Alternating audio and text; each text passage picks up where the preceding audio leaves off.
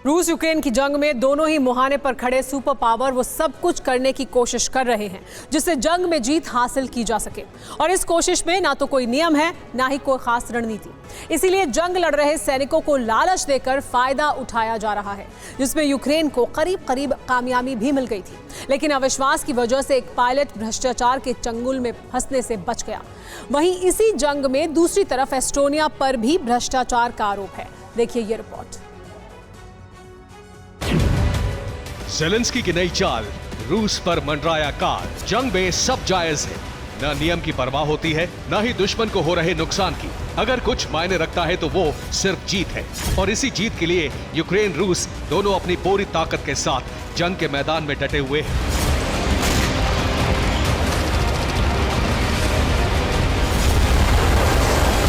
हालांकि रूस की रणनीति ने अभी तक यूक्रेन और उसके मददगार देशों को डरा रखा है, लेकिन अब ऐसा शायद ना हो और हो सकता है कि डर रूस पर हावी हो जाए।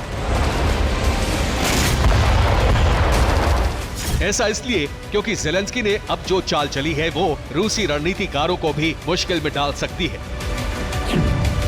ज़ेलेंस्की की ये चाल है फाइटर पायलट्स की खरीद फरोख्त।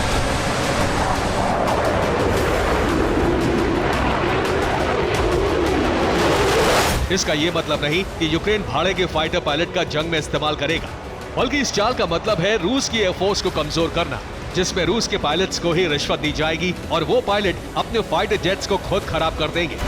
दावा यहाँ तक है कि इस प्लान में यूक्रेन को करीब करीब कामयाबी भी हासिल हुई है। कैसे मिली ये कामयाबी, पहले इसे देखिए, फिर हम आपको यूक्रेन के इस प्लान के बारे में विस्तार से बताएंगे। रिपोर्ट के मुताबिक यूक्रेन पर बमबारी करने वाले एक रूसी पायलट को लालच दिया गया। रूसी पायलट को $1 मिलियन की पेशकश की गई। इस डील के तहत रूसी पायलट को Su-34 बॉम्बर खराब करना था। हालांकि रूसी पायलट इस डील पर सहमत हुआ या नहीं, ये नहीं बताया गया है, लेकिन रूसी पायलट तक यूक्रेनी मैसेज पहुंचना ही अपने आप में कामयाबी के बतौर पेश किया जाने लगा।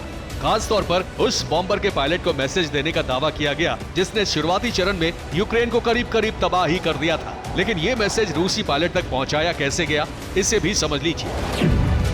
एक यूक्रेनी वॉलंटियर ने इंटरव्यू दिया है जिसमें उसने बताया है कि यूक्रेन के जासूस रूस के पायलट की खरीद फरोख्त के लिए एक्टिव है। इस प्लान को यूक्रेन ने पिछली गर्मी में लॉन्च किया और कामयाबी मिली। रूस का एक फाइटर पायलट यूक्रेनी जासूस के संपर्क में भी आ गया। बातचीत के बाद $1 मिलियन पर रूसी पायलट अपने से गद्दारी के लिए तैयार हो गया। लेकिन अविश्वास की भावना के कारण रूसी पायलट से डील पूरी नहीं हो सकी। दावे के तहत रूसी पायलट परिवार के स्थानांतरण से लेकर हर शर्त पर मंजूर था, लेकिन उसके अंतिम सवाल का जवाब यूक्रेनी जासूस के पास नहीं था, इसलिए पूरी कामयाबी हासिल नहीं हुई। रूसी पायलट का सवाल था, भ्रष्टाचार की स्थिति में मेरे साथ भ्रष्टाचार नहीं होगा, इसकी क्या गारंटी है? हालांकि इस जंग में भ्रष्टाचार का ये कोई पहला मामला नहीं है। एक ऐसा ही भ्रष्टाचार का आरोप एस्टोनिया पर भी लगा है। आरोप यह है कि अपने पुराने हथियार यूक्रेन को देकर एस्टोनिया ने न सिर्फ यूक्रेन को बेवकूफ बनाया, बल्कि नए हथियारों जितने दाम भी हासिल कर लिए। और ये आरोप यूक्रेन ने नहीं लगाए, बल्कि आरोप लगाए हैं यूरोपियन संघ के भागीदारों ने, जिनका आरोप यह है कि एस्टोनिया पुराने हथियार नए हथियारों के दाम में बेचकर अपनी सेना का उन्नयन कर रहा है। Bureau report, TV9 Bharatvarsh.